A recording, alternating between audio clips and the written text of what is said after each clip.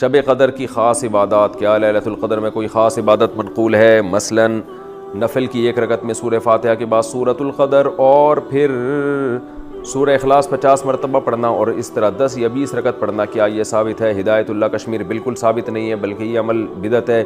اس لیے آپ لیلۃ القدر میں اسی طرح سے عبادت کریں جیسے نارملی آپ عبادت کرتے ہیں، نوافل پڑھیں، دعائیں مانگیں، اللہم انک عفو تحب العفو فاعف عنا، یہ دعا زیادہ سے زیادہ مانگیں، نبی صلی اللہ علیہ وسلم نے سکھائی ہے۔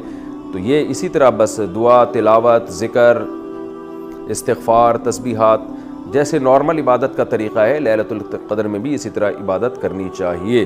مفتی طارق مسعود صاحب نے آپ کو جو دعا بتلائی ہے کہ جو شب قدر میں پڑھنا چاہیے، میں آپ کو وہ دعا پڑھ کر بتلا دیتا ہوں تاکہ آپ کو پڑھنے میں آسانی ہو جائے۔ آپ اسکرین پر دیکھتے جائیں، میں آپ کو پڑھ کر سناتا ہوں۔ اللہم انک عفو، اللہم انک عفو تحب العفو فاعف عنی،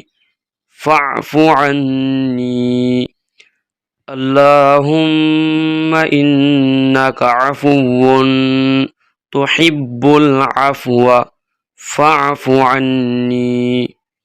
اس دعا کا ترجمہ یہ ہے: اے اللہ، تو معاف کرنے والا ہے اور تو معافی کو پسند کرتا ہے، بس مجھے بھی آپ معاف فرما دیجئے۔ ویڈیو کو لائک کریں اور اسی طرح کی ویڈیوز دیکھنے کے لیے ہمارے چینل کو ضرور سبسکرائب کریں۔ اس ویڈیو کے بارے میں آپ کی کیا رائے ہے، کمنٹ کر کے ہمیں ضرور بتائیں۔